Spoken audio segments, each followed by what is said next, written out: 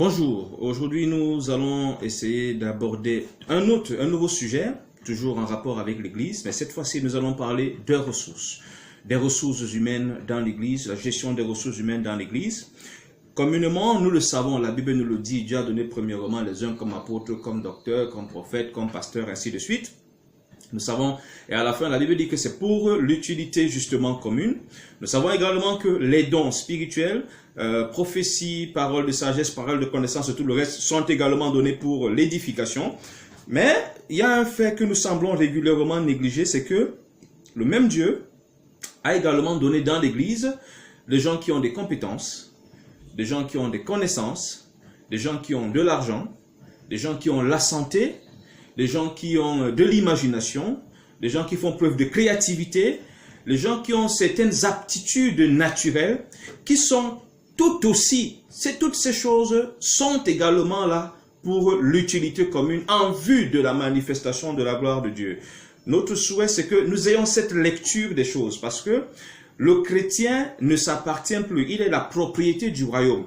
Tout ce dont il regorge comme compétence, tout ce dont il regorge comme aptitude appartient désormais au royaume et va justement servir à la manifestation du royaume, à l'accomplissement de la volonté de Dieu au milieu de ses semblables. Vu sous cet angle-là, nous devons pouvoir comprendre que tout ce que nous avons, les connaissances que nous avons, les aptitudes que nous avons, les compétences que nous avons, doivent également être investies dans le processus de propagation de la parole de Dieu, dans le processus de la manifestation de la gloire de Dieu, de l'accomplissement de la volonté de Dieu au milieu des hommes. Si nous avons des compétences, par exemple, que nous avons acquises par des études, et que ces compétences nous servent, nous allons travailler, gagner de l'argent, nous nous limitons à verser la dîme, à payer notre dîme pour ceux qui payent la dîme, à payer des offrandes, à donner des offrandes et tout le reste là, et que nous nous limitions à cela alors que ces compétences peuvent aller au-delà, ça devient dangereux. Je prends un exemple simple, vous avez fait des études en informatique, vous êtes ingénieur informaticien.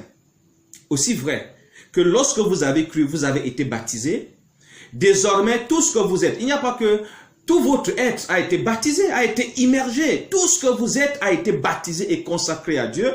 Vous ne vous appartenez plus. Si je veux prendre faire une analogie, peut-être sera triste, à l'époque de l'esclavage, lorsque quelqu'un avait un esclave, lorsque l'esclave faisait un enfant, l'esclave et son enfant appartenaient à son maître. Lorsque l'esclave avait des atouts, c'est un bon guitariste, c'est un bon danseur, ces atouts-là étaient la propriété du maître. Il en faisait ce qu'il veut. Et dans la perspective du royaume, dans le royaume de Dieu, c'est ce que nous devions voir. Tout ce que nous avons, tout ce que nous pouvons concevoir, tout ce que nous pouvons produire est la propriété de notre maître. Nous ne sommes plus esclaves du péché. Nous devenons esclaves de la justice sous le régime du Seigneur. Donc, voilà un peu ce que nous devons voir. Alors, maintenant, prenons le cas de notre informaticien. Vous allez travailler, verser même une dîme de 5 millions, de 500 000 francs à votre communauté, ou je ne sais pas comment vous allez vous y prendre. Mais il y a un fait, c'est que l'Église souffre. Il y a dans l'Église des membres qui n'arrivent pas à avoir un emploi parce qu'ils ne maîtrisent pas l'outil informatique. Il y a dans l'Église des personnes qui ont perdu, qui sont en train de perdre beaucoup d'argent dans leurs entreprises parce qu'ils ne maîtrisent pas l'outil informatique. Mais voilà encore un autre endroit où vos connaissances devraient servir pour la cause de Christ. Utilisez vos compétences en informatique pour sortir de la misère, de l'inaction, de l'inertie, ceux qui justement sont désœuvrés. Utilisez vos compétences en informatique. Je reprends un autre exemple. Vous avez des compétences en gestion, en comptabilité et en gestion, et du fait de ces compétences, vous travaillez, vous avez de l'argent, vous faites beaucoup d'argent, vous donnez la part du pasteur, la part de ci ou de ça, soit. Mais maintenant, la communauté même dans laquelle vous êtes membre a de sérieux problèmes de gestion.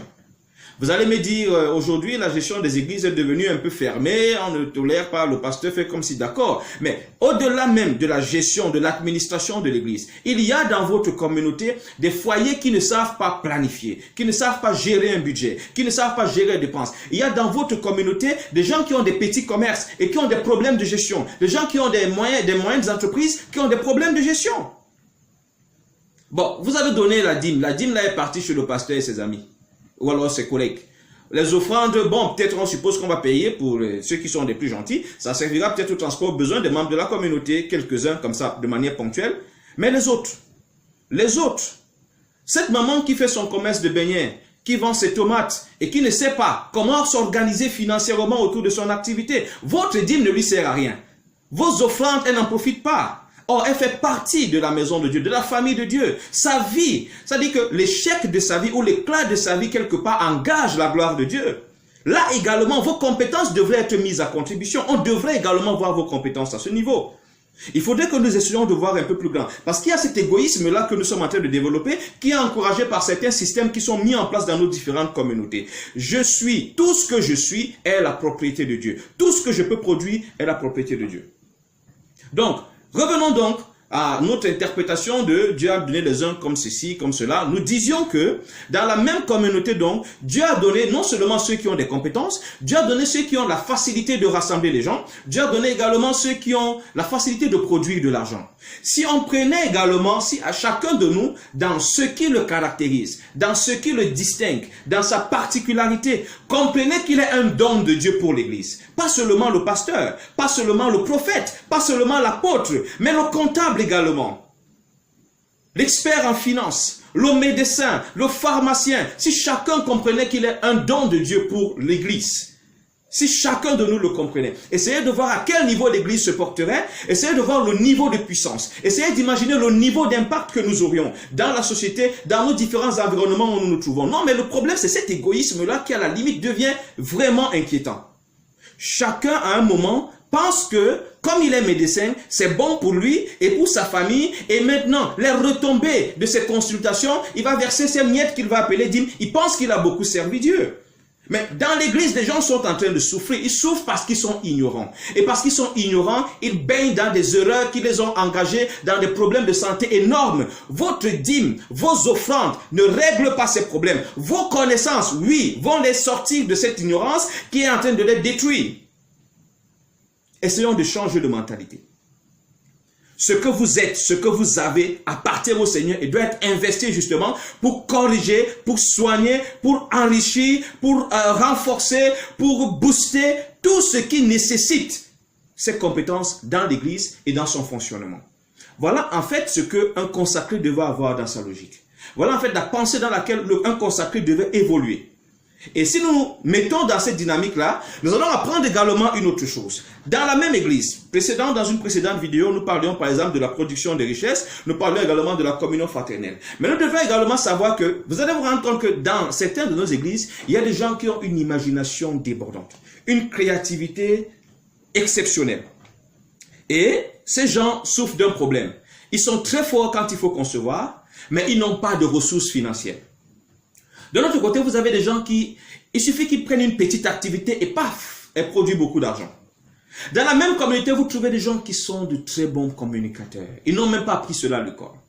Mais si l'Église apprenait justement à essayer de capitaliser toutes ces compétences-là, à identifier que, voilà, nous avons celui-ci qui a des grandes idées mais qui n'a jamais d'argent, nous avons celui-ci qui a de l'argent facilement sur la base de rien, il ramasse 2 cailloux, il réussit à en faire une activité et puis ça produit de l'argent. Mais nous apprenions à mettre cela ensemble. Moi, le frère qui a de l'argent, je voudrais identifier qu'il y a mon frère là qui a toujours de bonnes idées, mais qui n'a pas d'argent pour pouvoir justement donner vie à ses idées. Je m'associerai à lui. Peut-être même que exprès, Dieu laisse qu'il n'arrive pas à produire de l'argent parce que c'est qu'il a l'élément qu'il a, idée, créativité, imagination, est la part que Dieu lui a donnée, qui mise ensemble avec les ressources financières que toi tu as, ça va justement donner quelque chose de fort. Combiné au talent de communicateur de l'autre membre de l'église, ça parvient à faire quelque chose de puissant. Apprenons à mutualiser. On ne le dira jamais assez. Dans une précédente vidéo, on l'a dit, on insiste. Apprenons à mutualiser. Mais surtout, revisons notre façon de regarder ce que nous avons. Et là, je profite pour interpeller les dirigeants. Parce que ce sont les dirigeants qui sont les premiers à être au contact des chrétiens. Donc, à pouvoir identifier les compétences, les talents, les aptitudes et tout le reste. Chers dirigeants, essayez un peu. Ne vous entourez pas seulement de gens qui sont forts ils sont prophètes, docteurs et tout le reste. Il y a dans la communauté des gens qui sont des chantres, c'est vrai, nous les prenons, qui sont des professeurs de musique, c'est vrai, nous les prenons, mais il y a des comptables, il y a des informaticiens, il y a des médecins, il y a des menuisiers, il y a des charpentiers, il y a des gens qui sont, ils ont été formés en robotique et tout le reste. Toutes ces choses-là sont également utiles. Apprenons à les utiliser et vous allez vous rendre compte, chers dirigeants, que si vous vous intéressez un peu à ces choses, au-delà de l'argent, si vous vous intéressez à ces choses-là et que vous parvenez justement à les mettre en symbiose, vous allez vous rendre compte que vos communautés vont devenir plus fortes et plus prospères. Et c'est justement dans cette dynamique-là que nous fonctionnons à Volonté pour Christ. L'idée, c'est que toutes les compétences qui existent dans le corps de Christ, ces compétences soient utilisées pour pouvoir renforcer les capacités opérationnelles de l'Église, mais également à partir de là, booster beaucoup de vies dans la société de manière générale. Donc c'est pour ça, pour ceux qui suivent nos activités, nous diffusons comme étant justement ce regroupement de disciples qui ont décidé de mettre leurs compétences. Autrement dit, c'est un regroupement de compétences, un regroupement de talents pour pouvoir renforcer les capacités de l'Église. Peu importe où l'Église se trouve, nous considérons que ce que nous avons appartient au Seigneur et doit être mis au service de l'avancement de son œuvre. C'est dans cette perspective-là que nous évoluons. Puissions-nous avoir un autre regard et une autre approche concernant les ressources disponibles dans l'Église. Que Dieu nous bénisse. Si de quelque façon que ce soit nous pouvons vous être utiles, vous savez comment nous contacter. Nous restons ouverts. Notre objectif, c'est de travailler pour que l'Église retrouve toute sa force, toute sa splendeur, tout son impact et puisse produire justement cette influence que nous lui connaissons quand nous lisons les Actes des Apôtres. Que Dieu nous bénisse.